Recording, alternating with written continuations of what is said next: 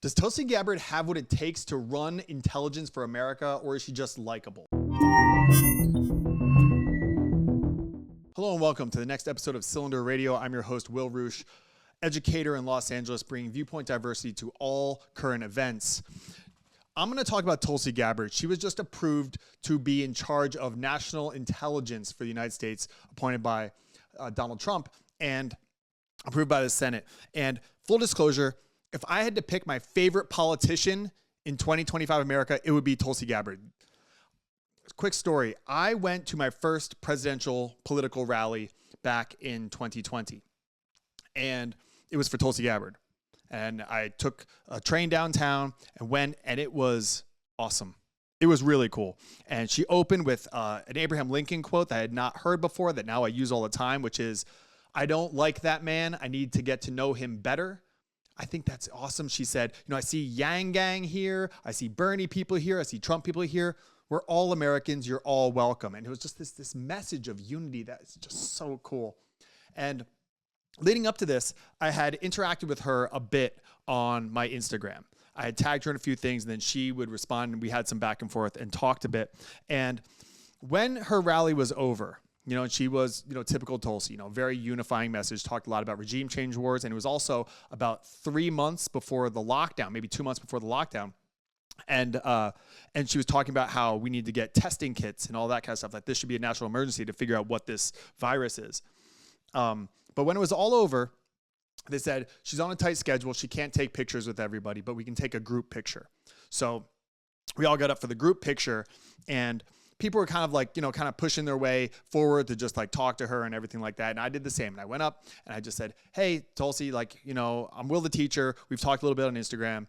And she goes, wait, who are you? I said, "I'm Will the teacher." She's like, "You're Will?" I was like, "Yeah."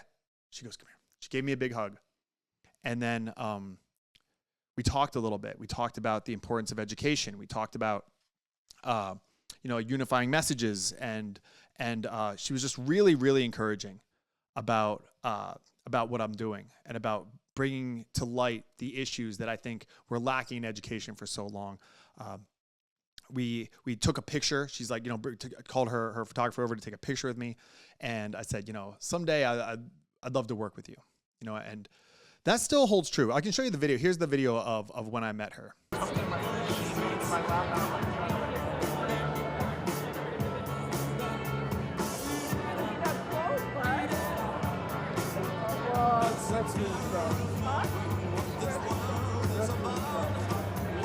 Okay, we need to clear out of the photo section. Can we pivot one of those speakers? I don't know. A little bit over this way.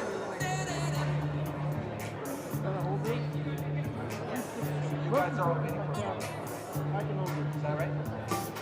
How many people still need a photo? Raise your hand. This is the last photo, so if you'd like a photo, now's your chance. So you can see there, it was a cool moment for me, because this is someone that I look up to and admire. But now that she is, going through that whole trajectory, because at the time she was running as a Democrat, then she left the Democratic Party, she became an independent. I'm an independent. I was like, all right, cool. And then she joined the Republican Party, and she, joined up with Trump. I think it was the pathway to success. I am biased. So when she was put in charge of national security or national intelligence, I was like, all right, yeah, let's go. Give her a position. Just give her a position. Okay. And I like the trajectory. I would love to see her be our first female president. Listened to a lot of interviews with her on Rogan and Jocko. I've continued conversations with her just through DMs and stuff, but quite a bit. She was actually one of the people that told me to start a school. I was like, this is really frustrating. She's like, "You should start your own school, Will. Like, I think it's time." And that was one of the things that led me to create Patterdocs. When someone that you would look up to like that, says like, you should start a school. Eric Weinstein says something very similar to me. And I was like, all right, well, these people think I'm onto something. All right, maybe I'm onto something. But one of the things that I always advocate to do is seek disconfirmation, because I like Tulsi so much that when she's put in this position, I go, what am I missing? So I reached out to a friend of mine who is in the CIA. He's not in the CIA, supposedly, but he is in the CIA still. It's one of those things. Like, I don't know if you're ever really out of the CIA. But I have a friend who's in the CIA. And I asked him, I said, what are your thoughts on Tulsi?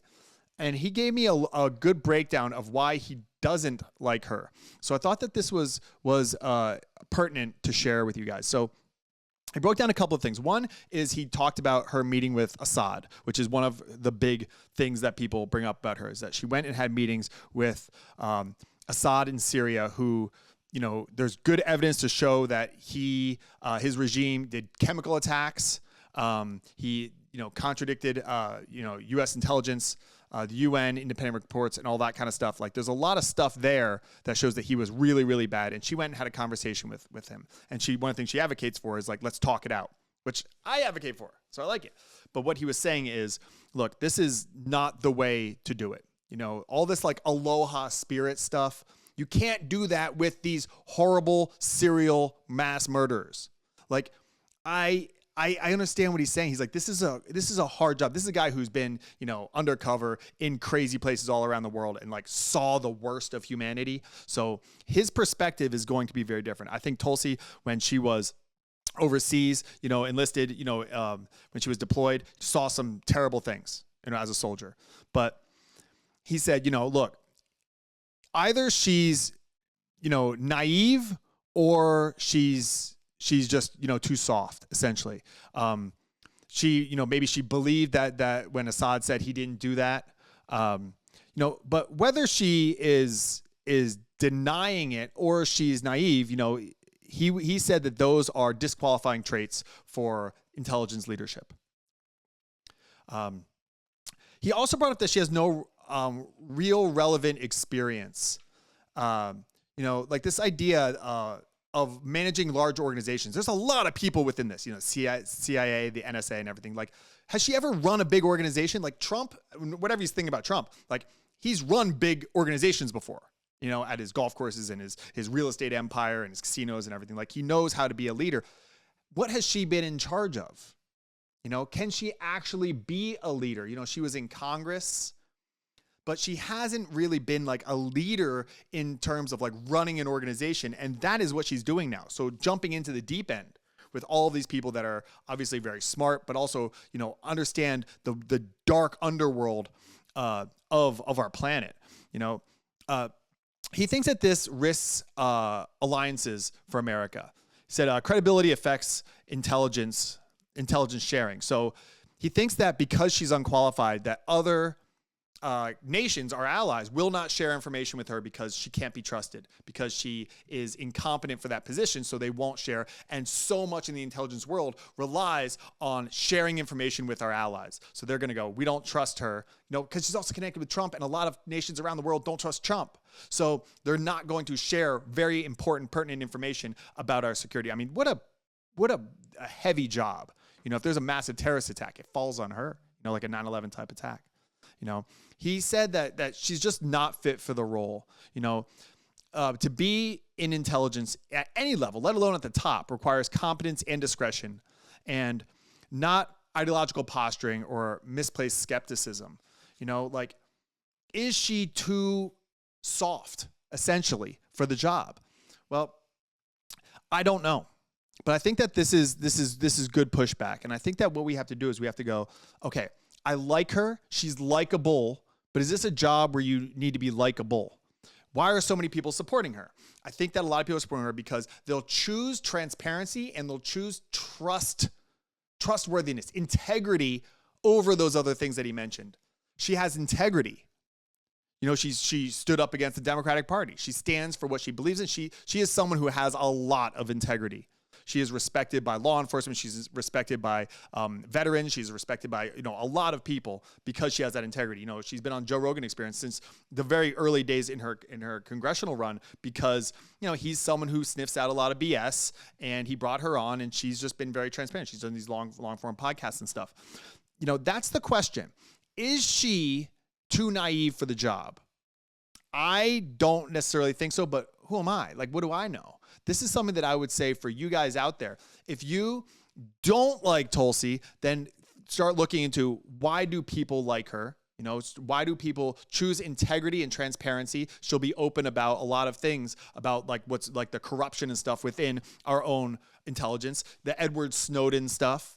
like revealing that our government is breaking the Constitution. She'll reveal some of that stuff. But the people within intelligence are like, look, you got to break the rules sometimes. It's kind of like in those like police movies, like the cop that really gets the bad guys, the one who's willing to bend, even break the law to get the bad guys. And I think there's a lot of that in intelligence.